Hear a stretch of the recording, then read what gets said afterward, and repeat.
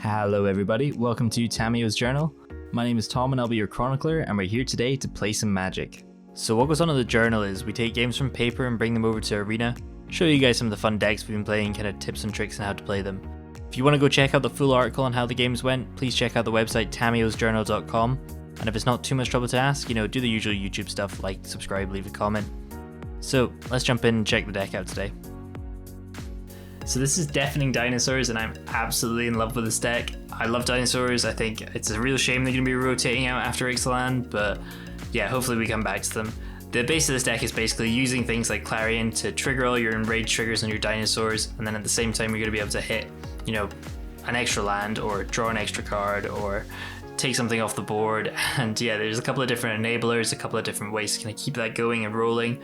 And yeah, it's really kind of impressive. I kind of first saw this list by a guy called Jacob Wilson over on onlytuesdays27.com. A really good article, I'm going to link it down below. And yeah, we can talk about this a little bit more in depth. So the idea of the deck is you're going to be wanting to play these big finishers like, Gishath, Sakama, Galta, but you kind of have to get there first. So we're targeting mostly kind of aggro decks, I guess. There's kind of ways that we can beat other creature decks and stuff, but it's essentially just a zoo deck that goes bigger with Dinosaurs. So you've got things obviously like Beast Whisperer is your card draw engine. I think Jacob had the dinosaur that had the enrage trigger on it. For me personally, I think having on cast is a little bit better in this situation, but subject to testing, obviously, we can play around with it obviously if it doesn't work.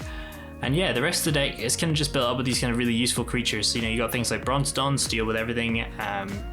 You've got Marauding Raptors to make everything cheaper, along with Kinjali's Collar. And yeah, the rest of the deck is just kind of a little bit of everything else kind of tagged in. You've got, a fight mechanic, you've got a sweeper, you've got some ramp just to kind of hit everything. So yeah, when we look at these cards, we'll talk about a few in depth just now. We've got things like Kinjali's Collar and Marauding Raptor here, so they both do the same thing. Creature spells are going to cost 1 or less. Dinosaurs as well for Marauding Raptors and Kinjali's Collars, but yeah, the idea here is that I didn't want to overload too much in this mechanic. It's obviously great to get these things down early, but they don't really do too much in the late game. So Kinjali's Collar is obviously a great blocker against red initially. You don't mind trading it off too much if they're going to spend, a Fanatical Firebrand and a removal spell. It's a 2-for-1. Marauding Raptor is obviously a great way to trigger all your enraged stuff as well whilst it's still there. Obviously be careful if you're stacking these, it does deal damage to itself and obviously to the card that you put in. So you got 2 of these down, you're going to start dealing 4 damage to your creatures and killing everything. Granted, I may have made that mistake once or twice, but yeah. And then obviously the last kind of really good utility card we've got is Raging Swordtooth. I think this card's amazing. It's a 5/5 for 5 with the Goblin Chain Whirler text essentially tagged onto it and Trample. Obviously, since we're playing cards that want to get hit, we get a lot more benefits than our opponents. We're probably going to sweep something if anyone's playing tokens or Afterlife stuff or just any kind of cheap deck that relies on going wide. It's just an excellent sweeper, and if it comes down turn 4 or turn 3, if you don't have something like Deafening Clarion ready, then yeah, you're absolutely golden. So the next couple of cards we're talking about, Thunderhead Migration and Savage Stomp, both just kind of utility removal or ramp essentially. So the idea here is that you want to reveal a dinosaur, show your opponent, just be like, hey look, this is what I've got going, and then obviously when you play it, you can Savage Stomp it, fight something. It's going to be a really good cheap removal spell, to be honest, and you're going to get a +1/+1 counter, which can be really beneficial as well if you're starting to loop these kind of triggers. We're not playing with things like Polyraptors or anything, which as fun as it is, I'm not making infinite loops today. I just don't have the time, but yeah, really good fun. And the last kind of card we're going to talk about is obviously Gishath's Sun's Avatar. Obviously people love Sakama and Galta. I don't know why Gishath doesn't get any love, to be honest. So when it comes into the battlefield and deals combat damage, it has haste, obviously, it's trample, it's vigilance, it's ridiculous. You get to put any number of creatures onto the battlefield from the top of your library, depending on how much damage you've done. So you deal 7, you reveal the top 7, you're going to just flood the board with dinosaurs, everything's going to trigger, you're going to have tons of stuff going off, it's going to be ridiculous. So yeah, I think Gishath himself, ridiculously powerful. I don't know why people were sleeping on it. I've seen a couple of Jund dinosaur lists kicking about with the Rotting Regisaur. I mean, that's great, but yeah, I mean, we've got to give them a little bit of love before they rotate out. So we'll see if we can get Gishath down, do some big work with it. But we'll jump into a couple of games, see what happens, and thanks very much, guys. Cheers. So, Dr. Entropy, best of luck. And yeah, we've got a pretty good opening hand here. We've obviously got a bit of ramp. We've got actually so much ramp. It's fantastic. We got the collar, we've got Thunderhead into ranging raptors, potentially ranging raptors first, and we've got a shifting Ceratops if our opponent's on some sort of blue nonsense. So we're going to shock ourselves. I just want to get this out. To be honest, it's a good blocker. If our opponent's on red, it stops Fanatical Firebrand.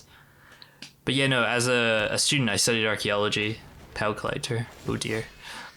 And yeah, I never actually got to dig up dinosaurs, so reliving my dreams, getting to play with them again. Obviously, a lot of the dinosaurs are rotating out in Ixalan, but hopefully we'll go back, because I kind of missed it out the first time it came around, but there's some pretty cool stuff. We obviously got Shifting Ceratops from M20, and Marauding Raptor as well, which is pretty good. So, ooh. So opponents on Green, Black, Gold, Gary, and they also have dinosaurs. That's a pretty good one. If if they start reanimating that from the graveyard, we might be in a little bit of trouble, but we'll see what happens. So, a couple of different plays we can do here. Obviously, we're not going to send this into Glowspore Shaman, but we probably should. So yeah, I think we're going to attack first, see if our opponent actually blocks. If so, we can get a ramp out of it. Okay, so opponent's blocking it, double blocking it, so we're going to get rid of the Pal Collector. Obviously, it's a terrifying potential creature, so we're going to get probably a forest, I'm assuming. No, we'll take a plains, just because we've got enough green mana. So we're going to play our plains tapped, play our Temple Garden tapped, and pop down another raptor. So we can get out the rest of our kind of green if we need it.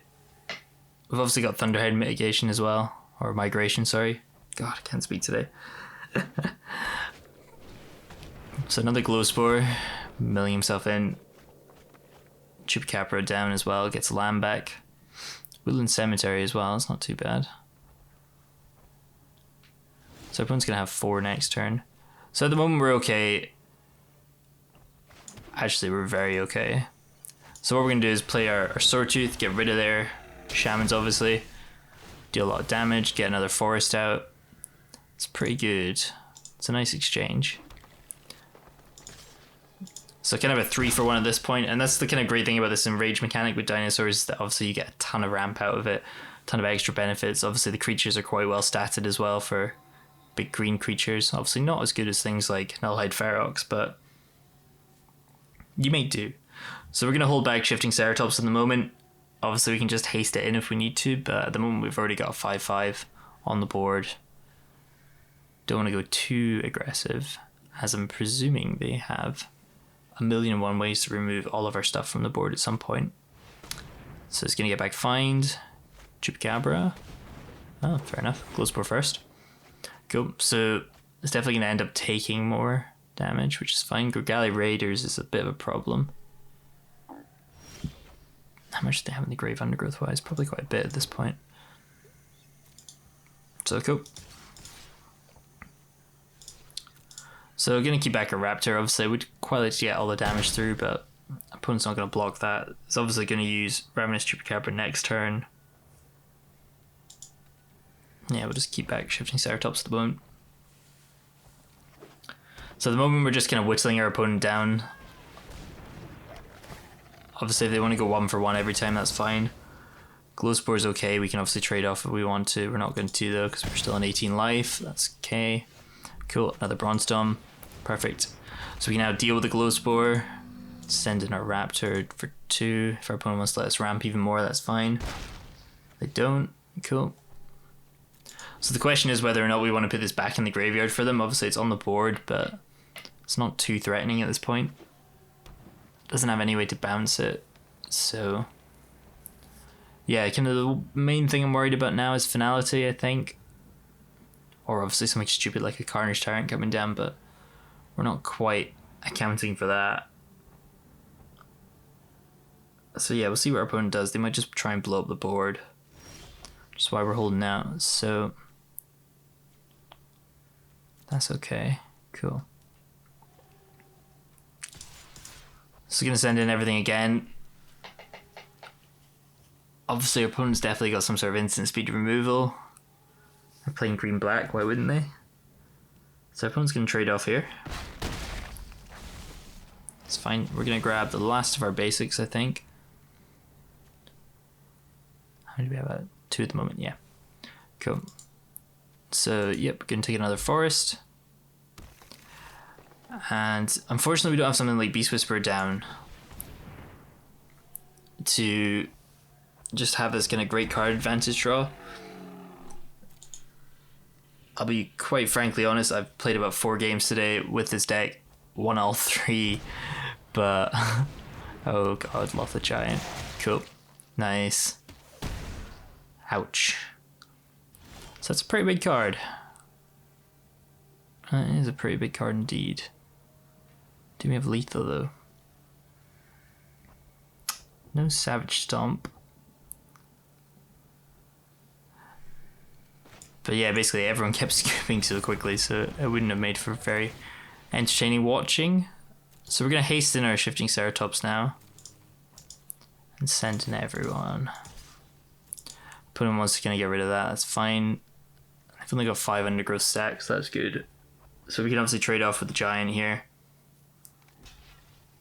Okay, that's cool. Grand. We'll just pay another green and give this trample then. And that's lethal. Perfect.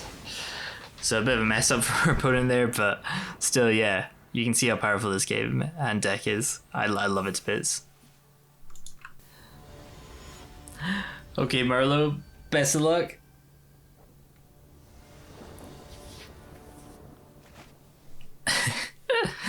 So we've got a pretty good opening hand here. I'm going to keep it. Yeah, it's 4 lands, but we've got some ramp, we've got some extra ramp, we've got something good to ramp into. No early play, but that's alright. Play a forest out first, opponent's on blue, throw on Simic Flash, then be damned, but we'll see what happens. Yep, they're on Simic Flash. Great. So I don't really know the ins and outs of this deck 100% yet, but I'm really not a fan of it. Terramander. Okay, this is okay. It might not just be, it might just be mono blue. Shouldn't be moaning too much. So we're gonna just ramp out. We're gonna reveal our Raptor. We don't want to show away our Sword Tooth just yet. That'll be able to clean up everything. Get our last basic, and now we've ramped. Perfect. So next time we're gonna play our Raptor. Unfortunately, we won't be able to block anything, but just trying to see if we can bait out counters and stuff. Obviously, taking 2 damage a turn, not too good. We've got a Clarion now as well, which is perfect. We just need to find some red mana, which we have already. Perfect. So we're going to get down a creature. Obviously, if you hadn't drawn all your basics, this is a really good play with Deafening and Raging Raptors, but okay, sweet. It's a pretty good card. So opponent's on some sort of blue flyer deck. Okay, nice. That was a bit of a stupid overcommit, but that's fine. So opponent's tapped out now, so we can't just blow up the whole board. I think I'm going to play Raging Swordtooth, to be honest, because putting a 5/5 down on turn 5 is pretty good. And yep, just get rid of all your stuff. Perfect. So a great tempo play, 3 for 1, obviously, really good. Basically Goblin Chain Whirler, but is a dinosaur and a 5/5 with trample. So much better. So opponent's on 4. It's opting, can start looking for things. Depends how much kind of removal they have, I guess. Might not have any removal. Might now be too far behind. Favorable wins, we can deal with that if we get Bronze Dawn, that's okay. Yep, that's fine. Cool. And there is our end game, which is pretty good. So can't obviously ramp, which is a bit annoying. So want to get Zakama down as cleanly as possible. Gonna start just putting pressure on our opponent. Obviously a 4-turn clock is pretty good. Even with favourable wins, I think it's gonna be a pretty good race. Cool, so just gonna play down another Rapture at the moment. Just see, yep, that can resolve pretty quickly.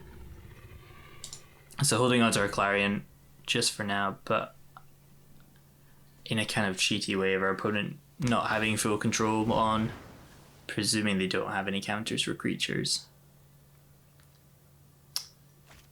Another favourable wins. Okay. We are getting dangerously close to Zakama. Yep. Cool, so just gonna probably put the nail in the coffin here, but if our opponent counters this, then nope, no they don't. It's fine. We're not gonna take an action because we know we don't have any more basic lands in our deck. Get 5 life back. That's perfect. Puts him on the clock. So if he doesn't deal with this, it's gonna kill him. Obviously, I want to kill him with Sakama, but we'll see what happens. Gonna be super greedy. Oh wait, I miscounted. Fair enough. But yeah, opponent's dead next turn anyway if they don't flash something in, so we'll see what happens. Oh, he's just drawing all lands. It's not good. Good game from our opponent.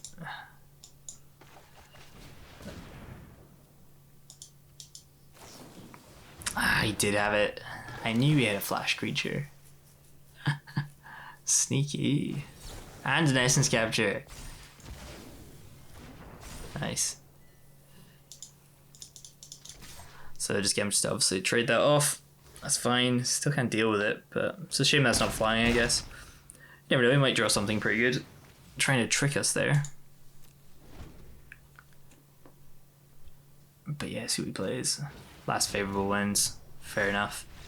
So good game there. Obviously mono blue. Bit different of a variation than I've seen it, but still good fun. Cheers. So the deck went 2-0 there, which I'm pretty impressed with.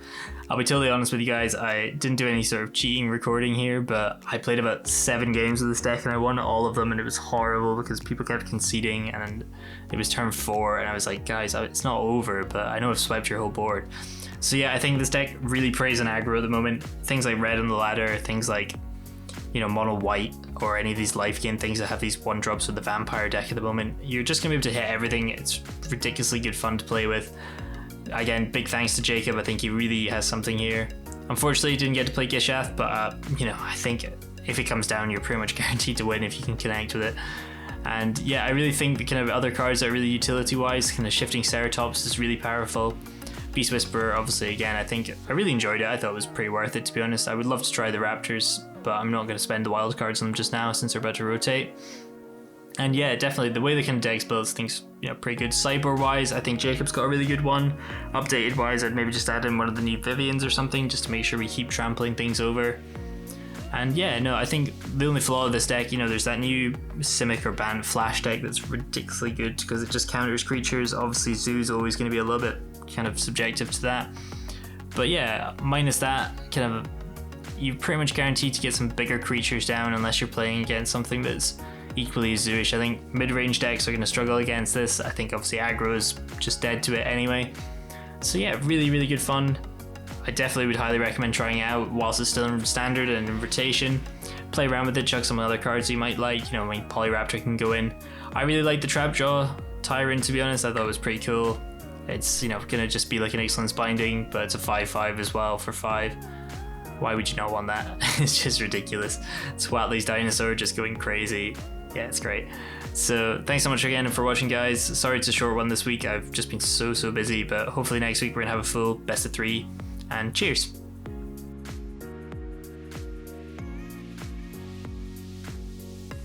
So the most important part of Magic for me is the community, and I would absolutely love for you guys to get involved as well. If you have any kind of deck tips or decks that you'd like to share, if you just pop me a message over on social media, I'll be able to take a look, try and give you some help and kind of tips and tricks on how I would get around building things, and yeah, we can all just kind of share this together as well, which would be great. So thank you so much for watching, guys. If you like what you saw, you know, please do the usual YouTube stuff, like, subscribe. We've also got our page over on Patreon as well if you want to support the channel further. There's going to be some sweet perks up on there. And if you do want to see how the paper games went as well, please check out the full article over on our website, tamiyosjournal.com. So Tamiyo's Journal is also part of the Creators Quarter community. This is basically a group of us that have been working together to generate some great Magic content, and you'll be able to find all their stuff in the playlist in the top right, just over here. And if you're looking for more standard content, why not check out the rest of our playlist over here as well. So thank you so much again for watching, and I will see you again soon. Cheers.